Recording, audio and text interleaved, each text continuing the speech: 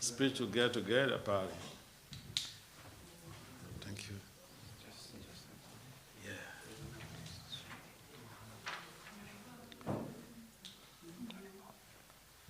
Jaya Radhamadava Kunja Bihari. Jaya Radhamadava Kunja Bihari. Gopijana Vallabha Girivaradari.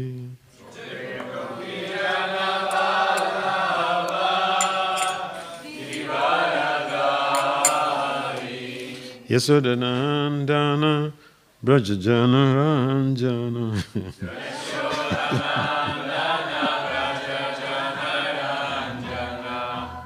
Yasodanandana Brajajana Ranjana. Move forward. Yantra.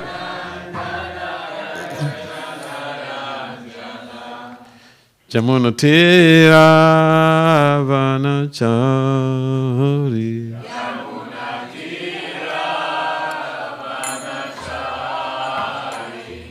Jamuna Tira Vanachari.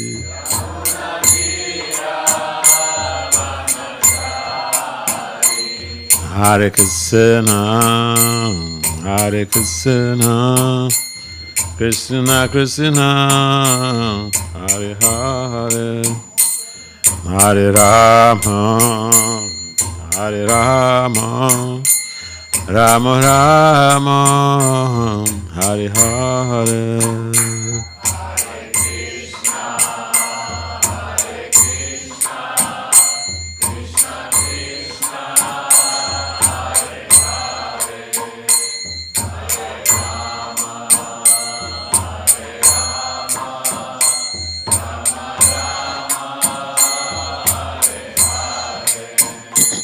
Hare Krišna, Hare Krišna, Krishna Krishna, Hare Hare, Hare Rama, Hare Rama, Rama Rama, Hare Hare.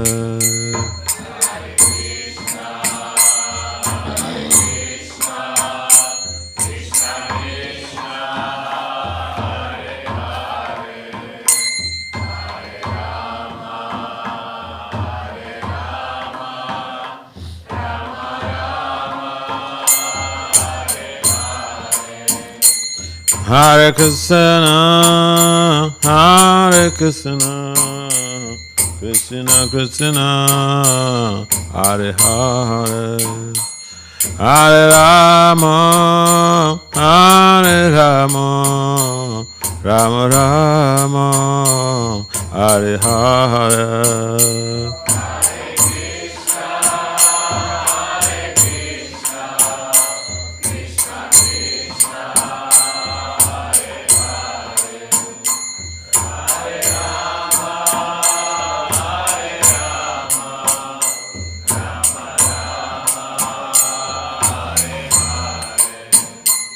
Hare Krišna, Hare Krišna, Krishna Krishna, Hare Hare, Hare Rama, Hare Rama, Rama Rama, Hare Hare.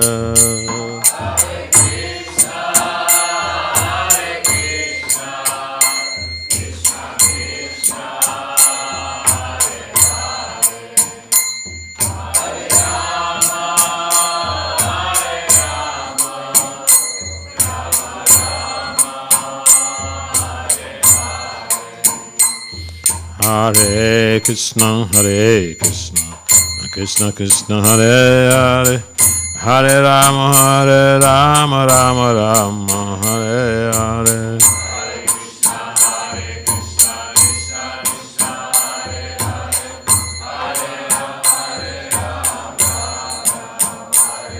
Hare Krišna, Hare Krishna, Krishna Krishna, Hare Hare, Hare Rama, Hare Rama, Rama Rama, Hare Hare.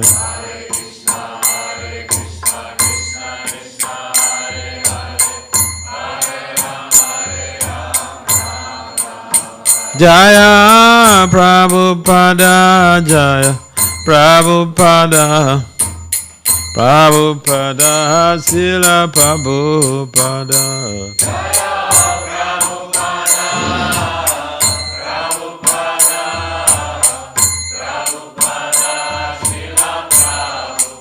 Nitai Gaur Hariba, Hariba, Hariba, Bal Hariba.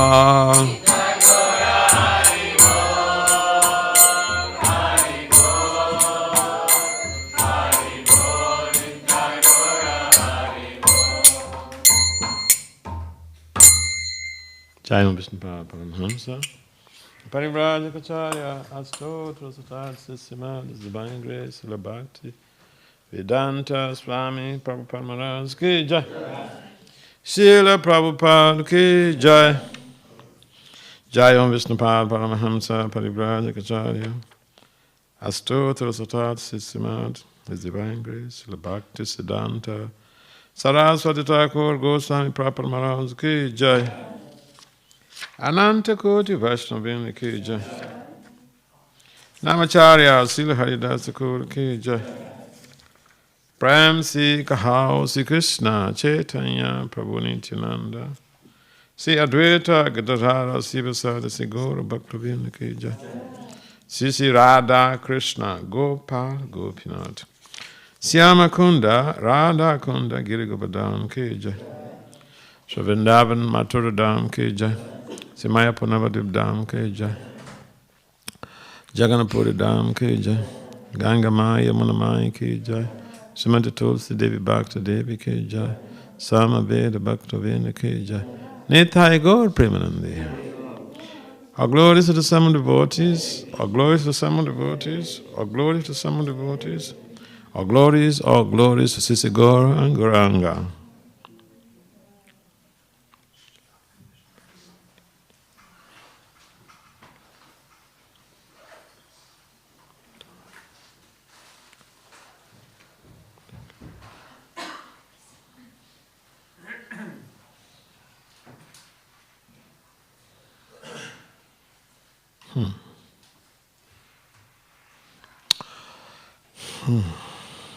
So, Srimad Bhagavad-gita, chapter 5, text 5. Title of this chapter is Karma Yoga, Action in Krishna Consciousness.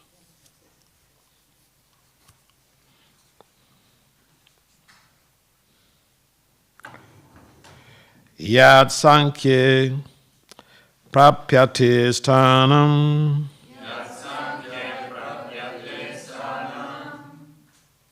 Tad Yoge Apigamyate Ekam Sakhyam Cha Yogam Cha Ya Pashyati Sapashyati Yad Sankhye Prapyate Sthanam Tayoge Apigamyate Ekam Sakhyam Sayogam Cha Ya Pashyati Sapashyati Ya Sakhe Prapyate Sthanam Tayoge Apigamyate Ekam Sankhyaṃ Cha Yogam Cha Ya Pashyati Sapashyati. Conservatory.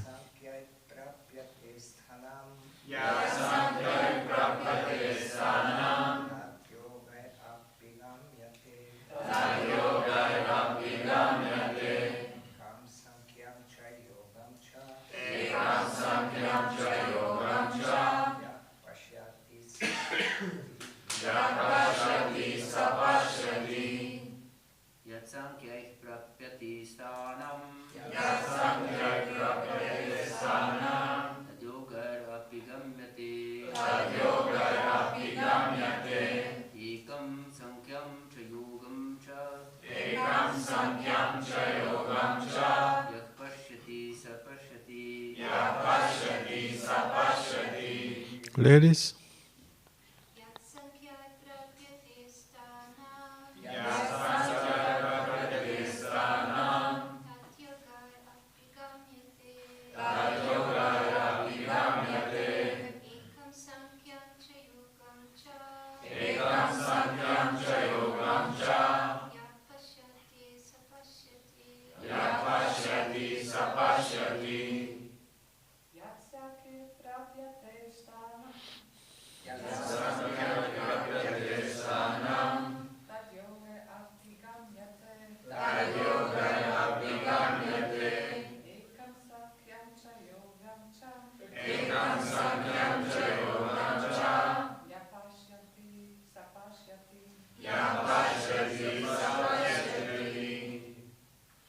So word for word translation, and translation purport by His Divine Grace, ISKCON Founder Acharya, Srila A.C.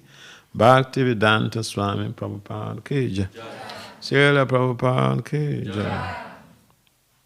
Yat. What? Sankhya. By means of Sankhya philosophy. Prapyate is achieved. Sthanam, place. Tat, that. Yoga, by devotional service. Api, also. Gamyate, one can attain. Ekam, one. Sankyam, analytical study. Cha, and Yogam, action in devotion. Cha, and Yaha, one who. Pashyati, sees. Saha, he. Pashyati, actually sees. Translation: one who knows that position reached by means of analytical study can also be attained by devotional service, and who therefore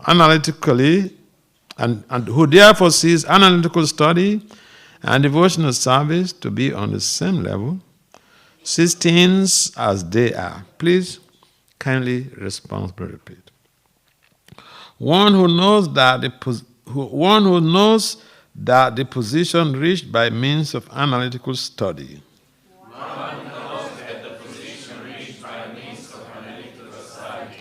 Can also be attained by devotional service. And who therefore sees analytical study and devotional service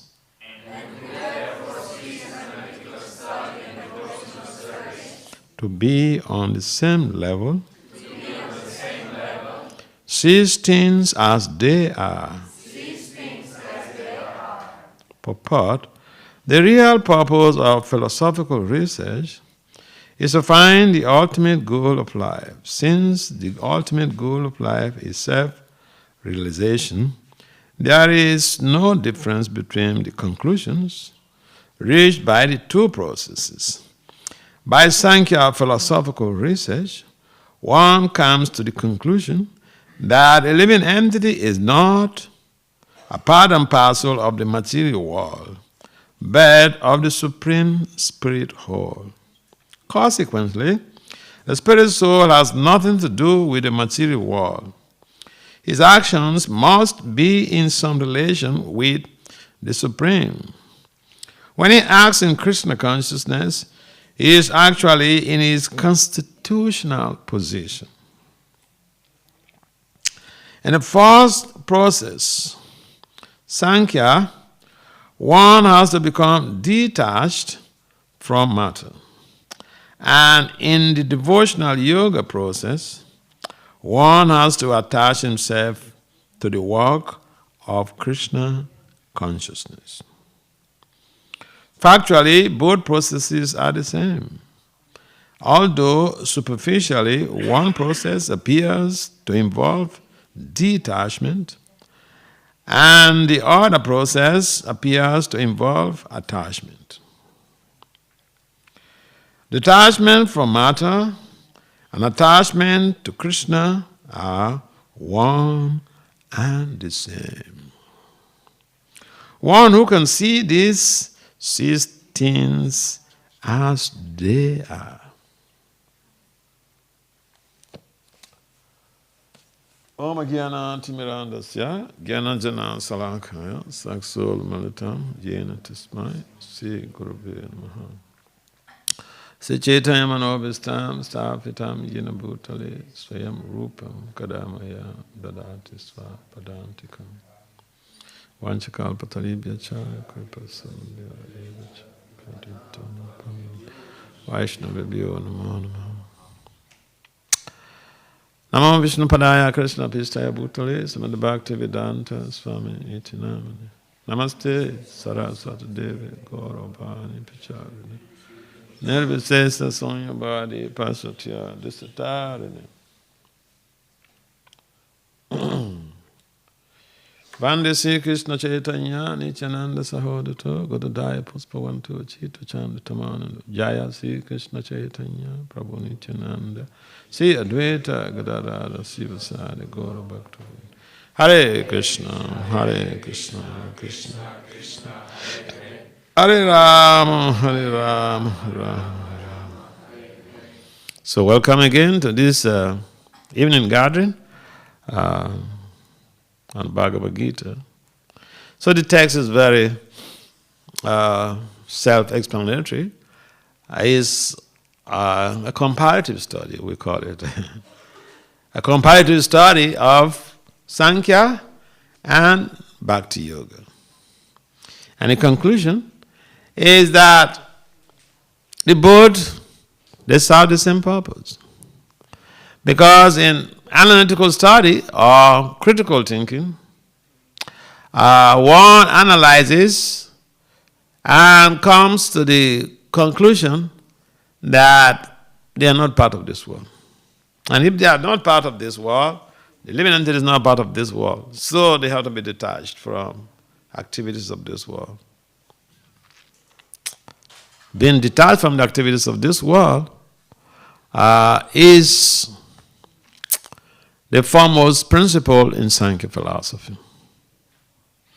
Therefore, it's all about vairagya. We are also vairagyas. We are also vairagis, I mean. Because the very instruction of Rupa Goswami in the Bhakti Samhita Sindhu is that the devotee is also detached. Why? Because Nibande Krishna Sampande Yukta Vairagya Oshati. That is the very definition of devotional service. Anything that we can utilize in accelerating our growth in Krishna consciousness, we engage that in devotional service. Anything that negates our growth in Krishna consciousness, we back out. So we are also detached. The type of detachment is yukta. There are different types of detachment. There is Makata Varagya, monkey renunciation, monkey detachment. You know monkey detachment? If you go to Vrindavan, the monkeys, they jump from one tree to the other, one building to the other. They're very detached. They don't have a place to stay. They don't have a house. They're like me. They don't have a house. But they're better than me. So the monkeys are very detached. And why it is called Makata is false. Monkey is very detached The Sankhya philosophers are detached, but they don't engage in sense gratification. The monkeys are engaged in sense gratification. Monkeys, they don't have a place of residence. They jump from one tree to the other, but they have a bunch of girlfriends. And they don't have to labor so hard. They don't have to go to university to go get 3 PhDs before they get a good sex partner. They don't have to bother themselves with that. Human beings, we have to work so hard. And before we get what we want, it's just a big struggle. So one may say, well, I better live a very sinful life so that I can become a monkey in my next life. It's not worth it. Because sometimes they don't have anything to eat. And for that one, you find the monkeys, they're mischievous. But they are detached. They don't have a home to stay. They don't have a bank balance. They're very detached. But what they are not detached from is sense gratification.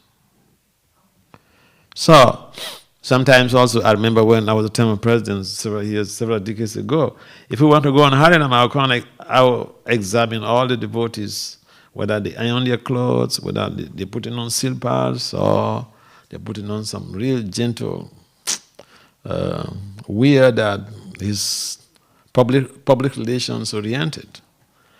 Because sometimes we tend to be too detached, we appear very rough. People don't like the way we dress already, that we're putting on bed sheets or something. That's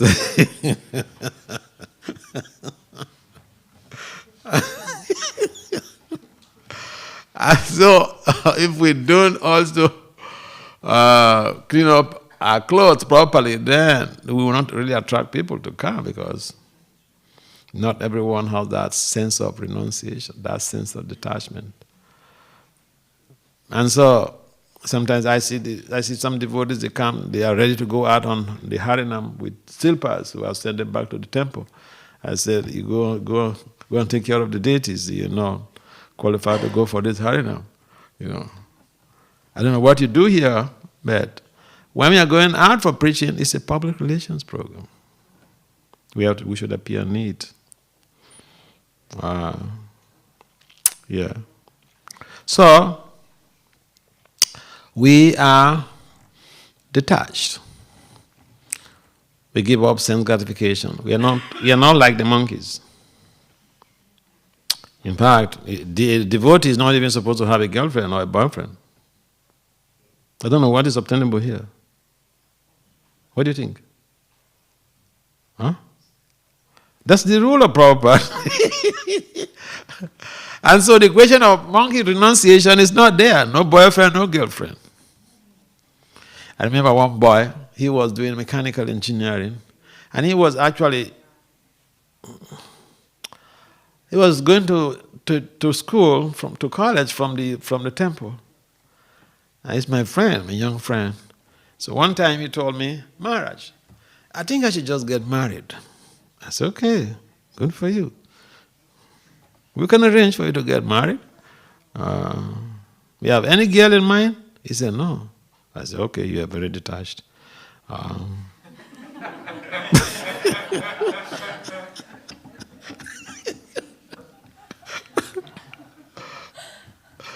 So I asked him, you want to be a householder, right? He said, yes. I asked him, do you know what it takes to be a householder? Literally speaking, householder means someone who is holding a house. You have a house?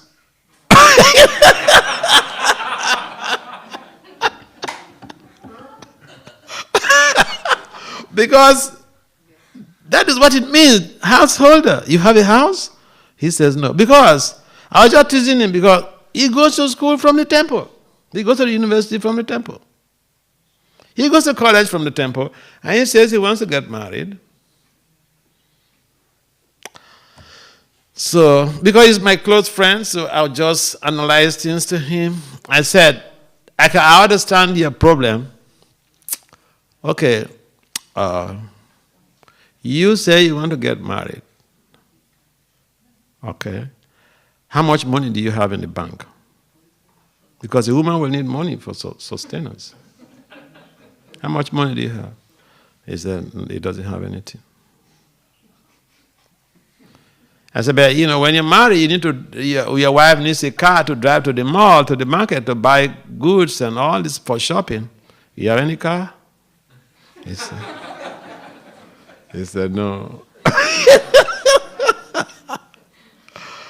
Anyway, I kept asking some simple questions that basic requirements for maintaining a family. He doesn't have a bank account, he doesn't have a house, he doesn't have a mobility. So, guess what I told him? Sometimes I'm really raw to the bottom. So I told him, see, I know where you're driving to. The problem you have is that because this society, International Society for Krishna Consciousness, we follow 4 regulatory principles. And one of them is no boyfriend, no girlfriend, no illicit sex. And so, because we don't allow boyfriend and girlfriend, and now you say you want to marry, you're not qualified to marry. You just want sex, not marriage. Is that correct? He said, Maharaj, you're right.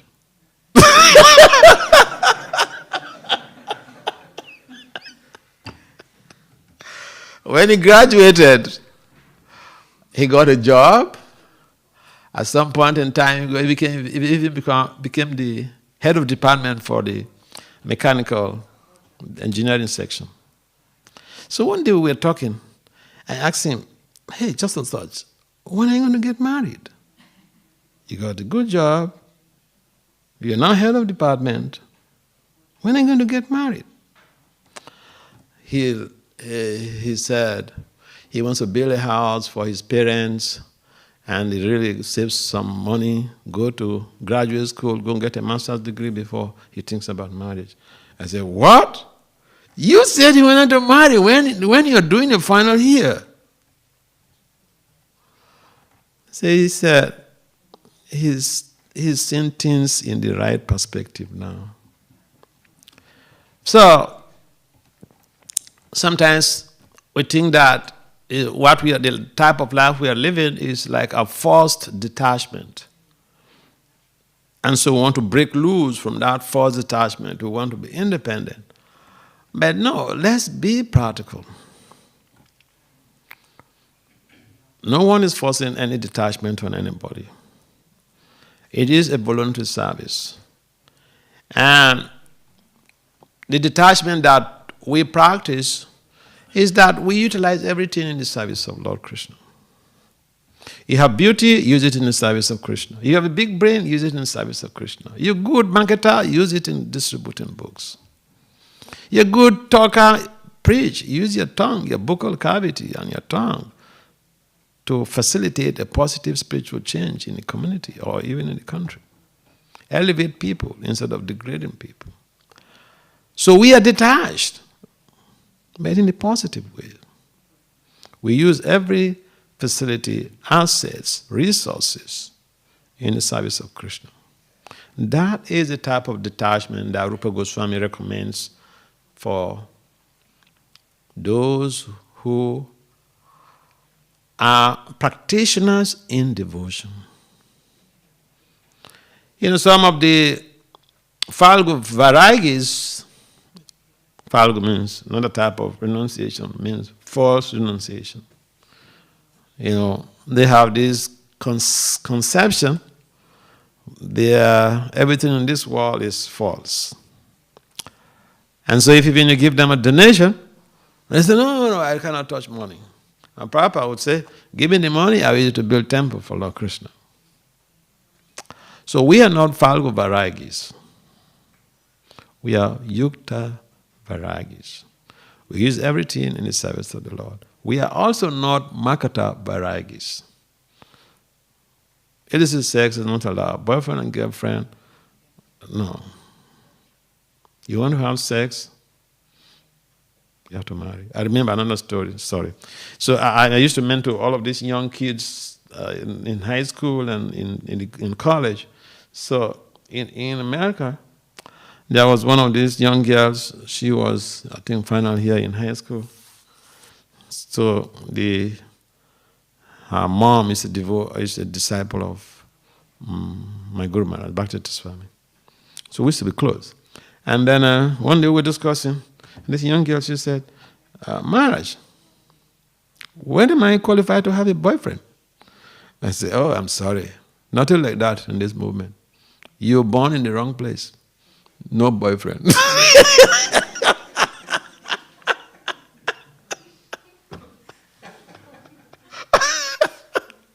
I said, if you want to marry, if you want to have sex, you must marry. No, we don't. That's not part of Prabhupada's teachings. But he was very faithful to the teachings. He kept it until he got married. Sometimes we think that everybody is breaking principles, but no. I also used to think that, married people, they will have some recreational sex. But no, one of my disciples, she proved me wrong. Just today.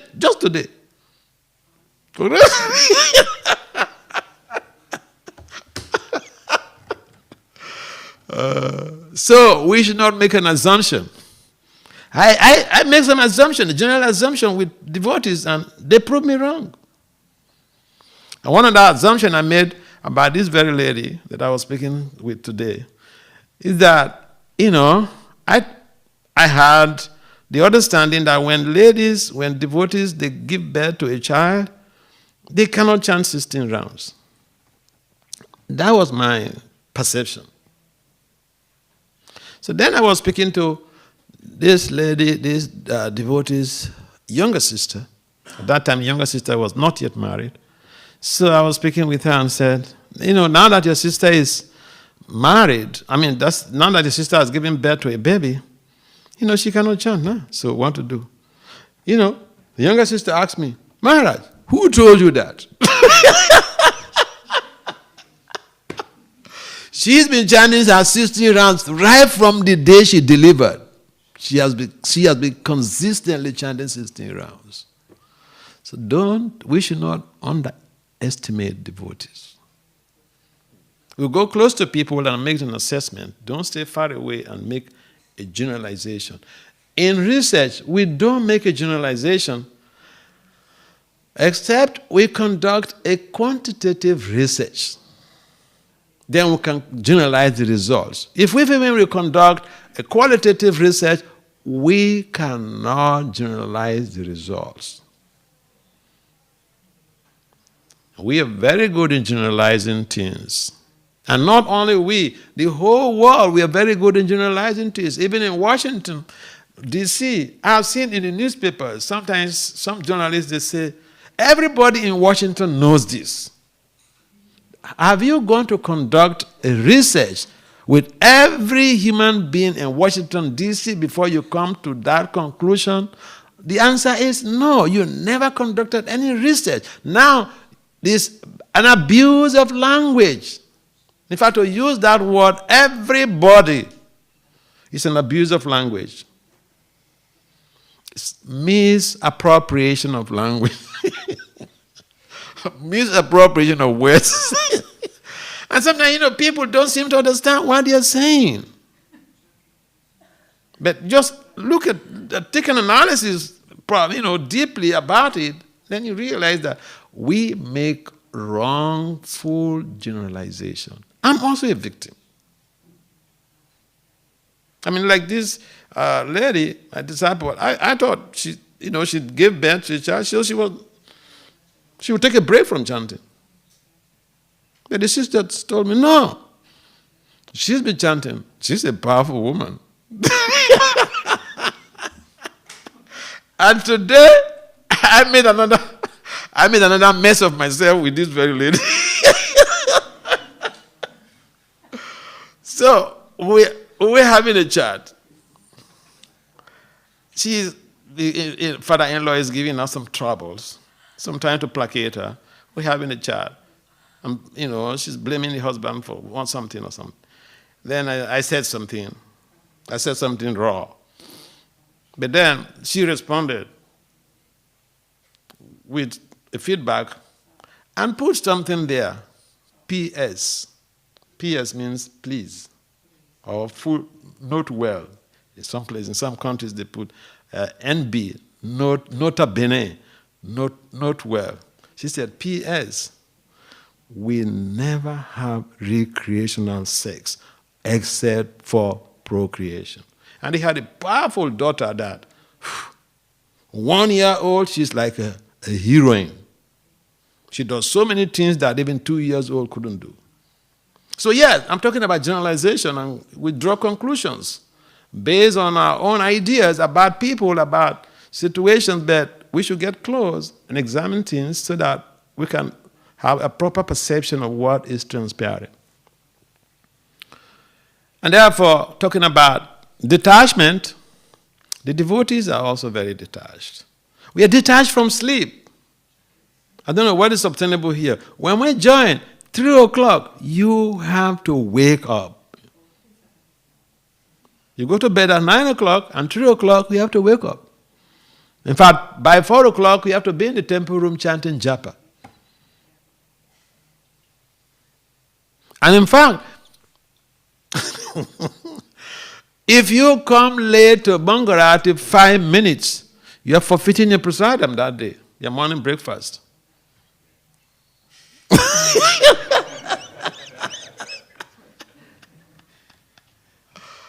Yeah, it was tough. You know what? Harinams. We used to go on Harinam every day except a Sunday. And not 1 hour, not 2 hours, the whole day. And so, if you succeed in staying alive,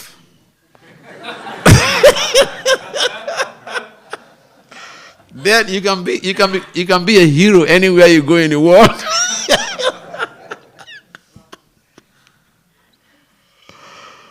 The pujaris, they go to the temple at 4 o'clock. They come out from the temple for prasadam. They come to the altar at 4 o'clock and come out from the temple for prasadam. In most cases, they can't even attend the classes. I was a pujari, and I hated to be a pujari for the rest of my life because it sucks.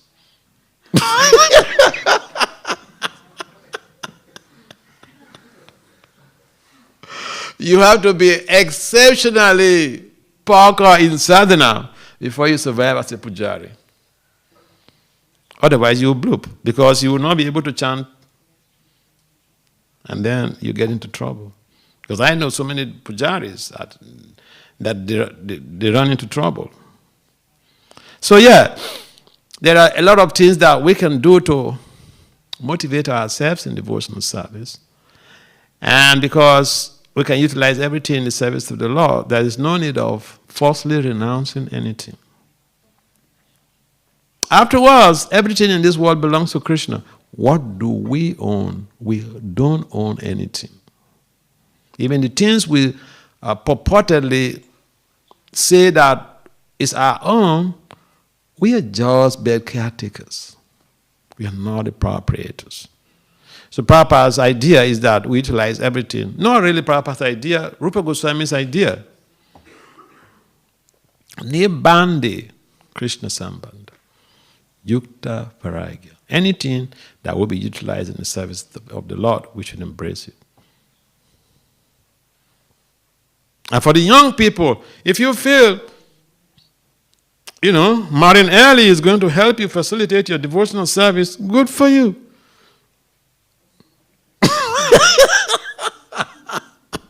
And if you feel going to school is going to help you preach to high-profile people, good for you.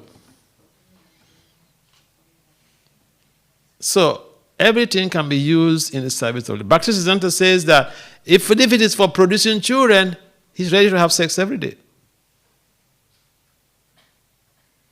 So, we don't need to renounce anything. We can use everything in the service of the Lord. That is the principle of detachment in devotional service, which implies we are attached to the service of the Lord. And that is why we utilize everything in the service of Krishna. Our intelligence, our bodies, mind. Lord Krishna said, Man mana, bhava ma bhakta. Even the subtle body can be engaged in the service of the Lord. Mind. And so we don't have excuses. If even we don't have the resources, we don't have physical money or whatever, we can use our mind in serving the Lord. You have heard about the South Indian devotee who was doing manasa seva, offering sweet rice, cooked sweet rice mentally, and was trying to offer mentally.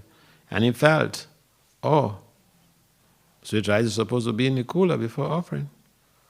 It might be hot. And mentally he put his hand into the pot of the sweet rice to see how the temperature of the, and his hand, his finger got burnt. Physically got burnt. Something he was doing mentally. Physical result was there. It shows the power of devotional service. It shows the power of bhakti. It shows the power of attachment to Krishna.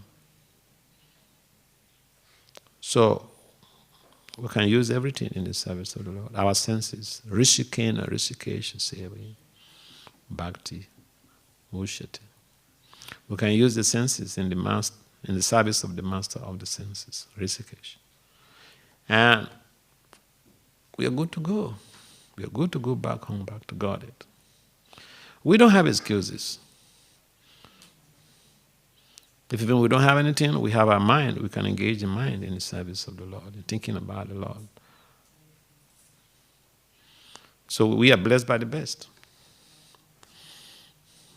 Any excuses? Zero excuses. Yes, any comments or questions? Yes. Where's the microphone? Pilgrimage, good one.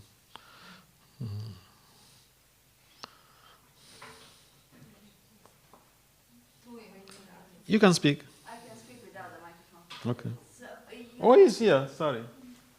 Oh, no. It's okay. You mentioned right after the beginning of the lecture that there's the idea is not that there is a forced renunciation that we do. It's a voluntary service. Mm-hmm. And I want to ask that sometimes devotee is out of peer pressure. Okay. You know, they renounce or they appear to renounce something, but in their heart the desire is still It's there. strong there. Yes.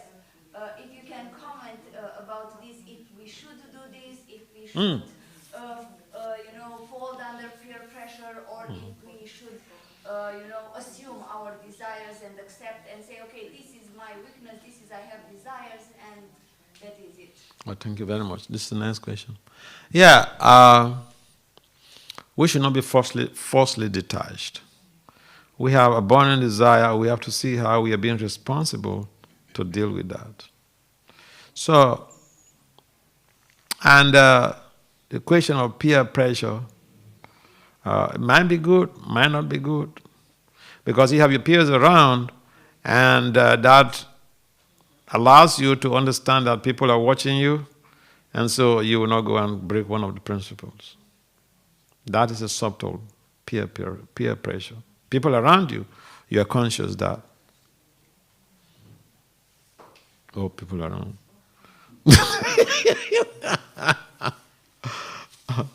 So the peer pressure in some sense, in this sense, is a good one. You are aware that people are around, so that gives you some type of subtle pressure not to do the wrong thing, which is good. But then the misunderstanding that nobody is there, I can do the wrong thing, is grossly ignorant. Because Aishwara Sarva Bhutanam. Read, they say, Arjuna Tishtati. The Lord is always with us. He is around, is situated in the region, in our heart region.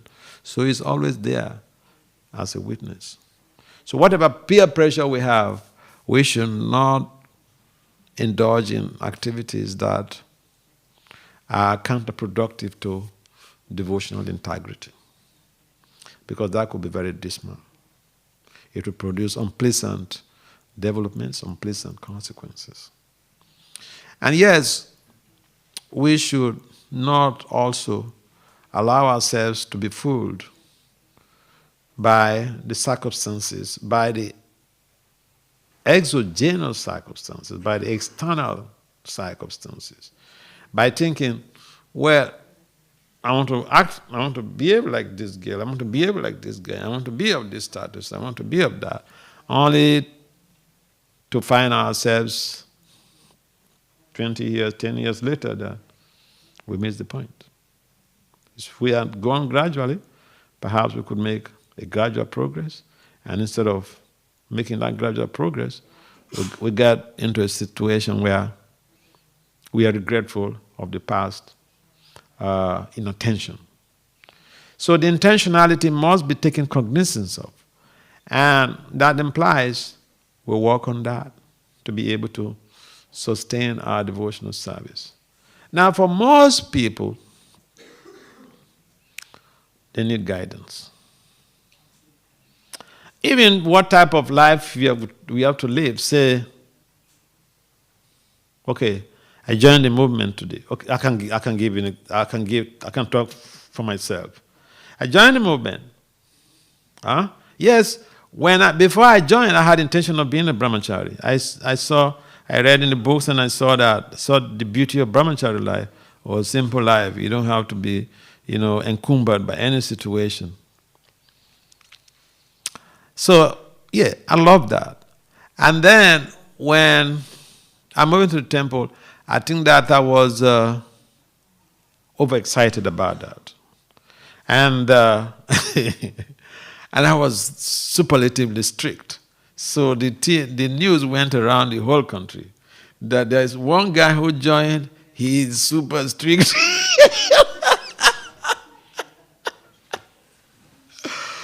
And so when I was taking second initiation, like that's the second year when I was in the temple, I was given Brahman trade. Being given Brahman trade, and my Guru Maharaj, that was an international festival, and my Guru Maharaj announced that I want Vasudeva to take sannyas.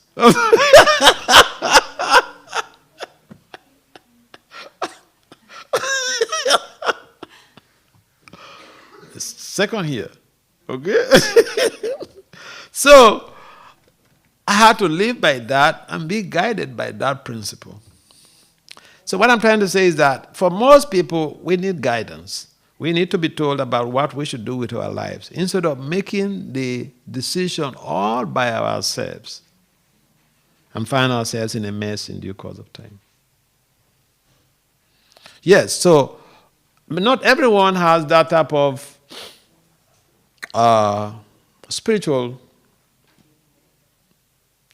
privilege, that they have access to their guru, and the guru monitors them, trains them, gives them instructions on how they should live their life and what they should go and do and all these things. And I try to see how I can also be available for my disciples in a similar way, that I guide them about their profession and everything else they have to do, even their marriages and all this stuff. So, in that case, in that wise, the question of pressure is not there. You just have the guidance of your spiritual master. He wants you to do this. I remember when we joined, Bhakti Swami will tell us, he will tell me the books I have to read, Prabhupada's books that I have to read. I have to appearing on television, because he also trained me how to preach on social media, on television and all these things. And he would show me where to focus when I'm being interviewed by TV crewmen or crew women. So that personal training helps me in shaping my social media preaching, in helping to shape my academic preaching, in helping to maintain my ashram without undue pressure. So yeah, if we do not have that type of opportunity, then basically we should see how we are also getting some help from some senior people who are close to us, who can guide us, who can help us to channel our energies in appropriate ways, instead of thinking that I can do everything by myself. Because guidance matters. We are not in sociological institutions where we just succumb to peer pressure. Because in most cases, the instructions we receive from the Guru is encapsulated with empowerment. And if we implement it, we can just be used as instruments for a positive spiritual change. And so yes, peer pressure is there, but peer pressure literally almost ceases to exist when you get instructions, direct instructions on what you need to do with your life in devotional service. You just have to see how you implement and be guided with prayers to the Guru Parampara and to their lordships and to your spiritual master on how to execute that instruction. That is very purifying. And you can do amazing things that are completely beyond your jurisdiction. Yeah. Does it serve some purpose?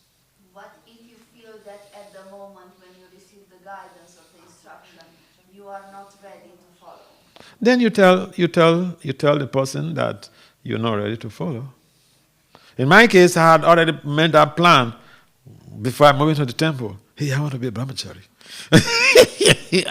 And when I'm moving, I became too serious, And my name rang a bell. And so he went to the Guru very quickly, and he have to come specifically under his personal guidance and watch. So yeah, I've seen cases like that. I've seen cases where people are even put on the seance list and they fall off. So if you're not ready, you get instruction, you can explain to your mentor that I'm not ready for it. I mean, it's like someone is told, hey, you get married now. And he said, no, I'm not ready for it. Or someone is told, be a brahmachari. And he said, no, I'm not ready for it. I know myself. So yes, that's a good point. We have to be vociferous. We have to speak out. Sometimes we have, because it has been, ingrained in our mind that you are not allowed to disobey the orders of the spiritual master. So how can you tell him, I'm not ready to follow this instruction that you give me? Why not? See, I have a spiritual master that he makes some public statement or public changes. I can give you an example. So I remember one time, at that time I was in Africa, so he made some changes, general managerial changes, leaders. And so, but then one of the persons that he had put in a sensitive position, he had told me, I was a very liberal guy, and so people tell me this stuff. I was not part of the management board, but people tell me this stuff. And this guy had told me what he did when he went out, when he traveled out on pilgrimage. So he made some announcements. Guru Maharaj made some announcement about changes, and he put this guy in a sensitive position. And the boy has told me the wrongs he did. He's late now. The wrongs he did. So after that, and during that public announcement for the changes, I went to meet him privately in the Guru's quarter and told him what this fellow had told me. Yes, this is what he told me. You want to put him in that position. Okay, but I need to mention this to you. The next day, he changed that whole stuff. So yes, there are gurus that we should feel that the disciples feel free to share their feelings with. And Bhakti was one of such persons. Yeah. It should not be that, we pressure to do a particular thing. We should feel free. We are not prisoners. We are not prisoners. So we should feel free to speak to our mentor about what we can do and what we don't have the capability to execute. So that the end result is not catastrophic. Yeah. If we're simply forced to do things, we know that we're not going to be able to do it, then it becomes like a distraction.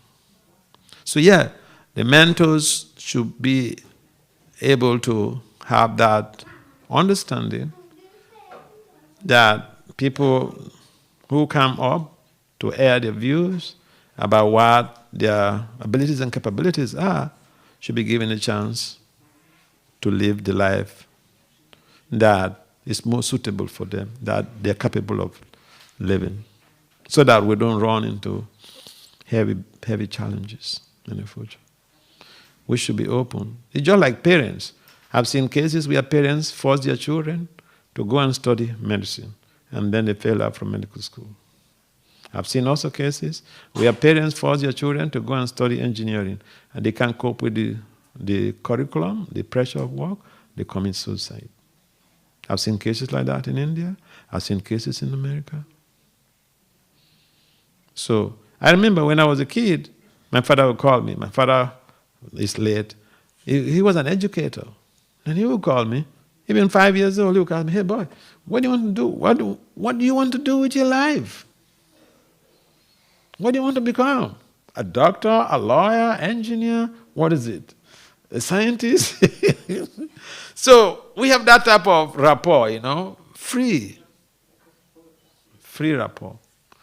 And if kids have that type of free interaction with the parents or with the guidance, they can benefit a lot. But if everything becomes like a force, then that sounds like an abusive relationship. You're forcing the person to do everything that you want him to do. So parents need to understand that the kids they need emotional health to be able to thrive. Not just to survive, but to thrive. That emotional support has to be there. From the mentor and from parents. Does it make sense? You're welcome. All right, our time is up. Okay. Also, just to add to this question and then ask a question. It was really inspiring from Krishna Kshetra Maharaj. He shared also that sometimes also, which is normal, that some disciples or devotees are not able to conduct instruction, or maybe partially they are, but not completely. And then Maharaj always remind one step at a time. Because maybe we cannot jump over, we don't have that big step. Mm-hmm. One step at a time can lead us to our goal. Sure. It's really amazing. So I also know that so many wonderful examples from Bhakti Maharaj and his examples of renunciation, really powerful and strong and inspiring and moving. Can you share a little something? About what?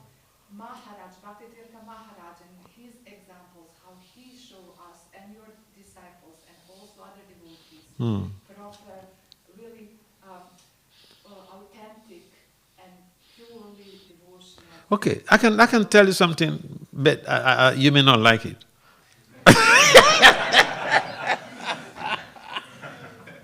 Just joking. So I remember when I just took sannyas, I was traveling in India. I went to Chopati. So Chopati is a place where we have many learned brahmacharis. That temple, if you don't have a first degree, you cannot move into that temple. Chopati and Pune. The least qualification to live in that temple, first degree. So when I went to Chupati, these devotees, brahmacharis, they came to meet me and said, Maharaj, come and tell us some pastimes between you and Bhakti Tirtha, your Guru Maharaj. So I said, you may not like it.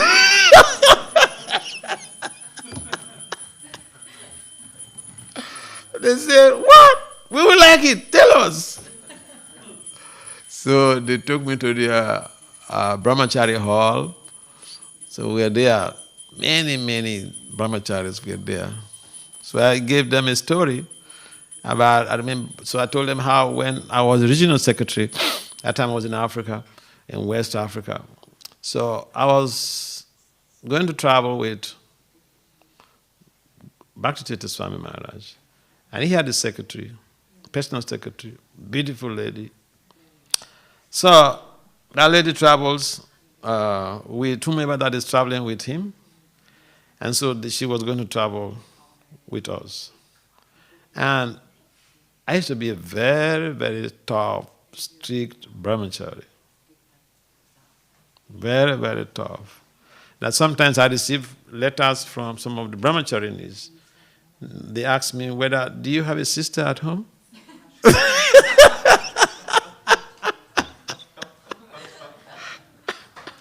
How you can treat us like this?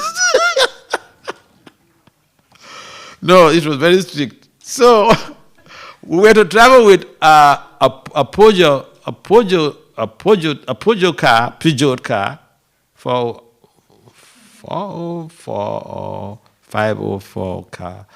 I remember 504 car, a wagon. That means 3 seats.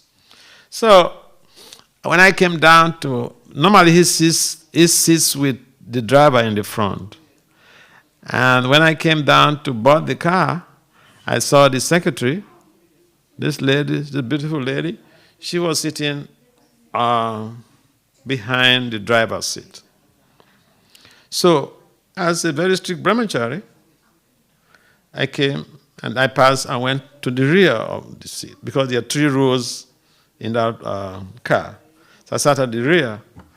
And so I was there and, busy chanting my japa, very strict brahmachari, can't sit, because this conception, in the Bhagavatam, I think Prabhupada mentioned some place where he said that a brahmachari is not supposed to sit on the same bench even with his mother.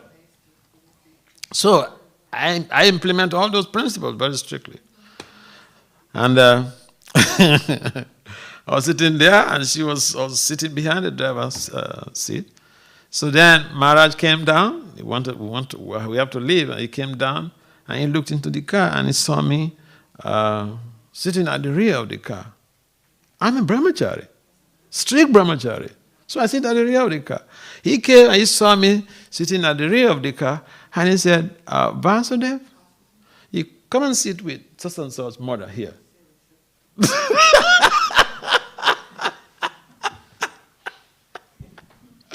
When I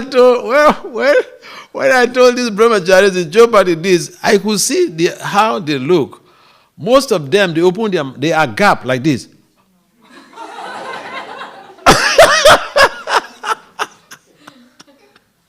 Because in India, Indian brahmacharis, they are completely different from Western brahmacharis, okay?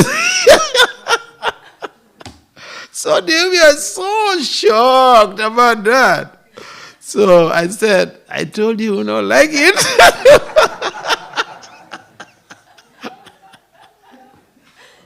So he was very authentic.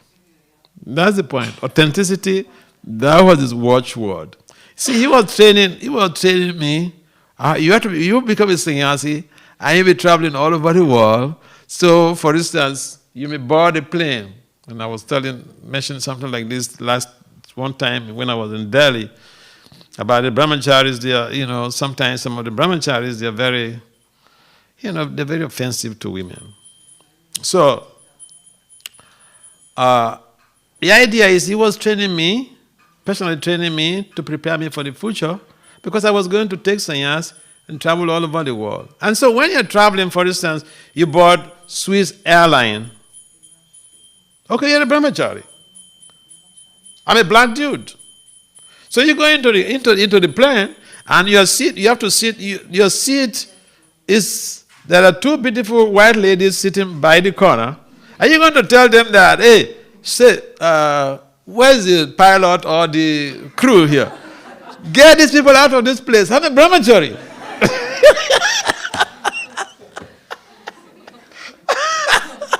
You're not going to do that.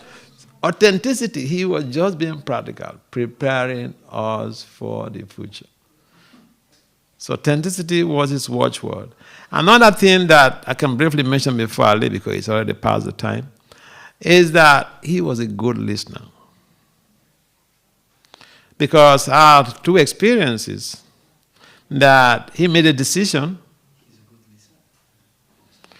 He made a decision, and see, my nature is that I don't keep quiet. I have that in my family. Even with my father, I can tell him things I don't like. So he made some decision, I remember one time. And then I went to meet him and explain to him that decision, again, that was in Africa, that decision he took could create some trouble in the future. Because the person that he made that mild approach to his offense, the next time he comes to the temple, he's going to come and steal his car. The guy stole from the factory. We had a factory at the time. So the guy was working in the factory. He stole from the factory. And back to the Swami, he noticed some, some type of moves with this guy. And he told devotees to go and check him. They found some stolen goods in his possession from the factory. And then he made like a statement like he should not come to the temple for some time or something like that. And I told him that, so I went to tell him. The devotees came to tell me that. I was not there when the incident happened. And I didn't like it, because if you give people a chance like that, the next time they come, they can do really big, they can really break in or even steal bigger assets. So I want to tell Maharaj that, see, this country, the way they operate is different. This is not America. This is exactly what I told him. I said, this is not America. Imagine your disciple telling you, this is not your country. Things are different. Here, you let this boy go like that. I told him, next time he comes, he's going to come and steal your car. And then he changed his decision. So he was a good listener. That is one of the symptoms of a servant leader. He wrote things about servant leadership. He was a good example. He was the epitome of servant leadership because he was a good listener.